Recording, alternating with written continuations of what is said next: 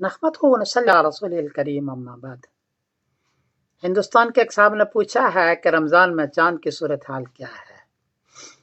جواباً عرض ہے کہ 10 مارچ بروز اتوار کو انڈیا میں چاند کو چاہیے 1 ڈگری، برما میں 0 ڈگری، بنگلہ دیش میں 0 ڈگری، کراچی میں 1 ڈگری، پشاور میں 0 ڈگری، نیپال میں 0 ڈگری اور ایران میں 0 ڈگری ہے۔ چونکہ چاند 1 ڈگری 0 ڈگری ہے، اس لیے 10 مارچ بروز اتوار کو چاند نظر نہیں آئے گا۔ 11 مارچ بروز پیر کو انڈیا میں چاند کو چاہیے 15 ڈگری، برما میں 14 ڈگری، بنگلہ دیش میں 14 ڈگری، کراچی میں 15 ڈگری، پشاور میں 14 ڈگری، نیپال میں 14 ڈگری اور ایران میں 15 ڈگری ہے۔ چونکہ 10 ڈگری میں چاند نظر آتا ہے، یہاں 10 ڈگری سے کافی زیادہ ہے، 15 ڈگری ہے، اس لیے 11 مارچ بروز پیر کو چاند نظر آئے گا، واضح نظر آئے گا، دیر تک رہے گا۔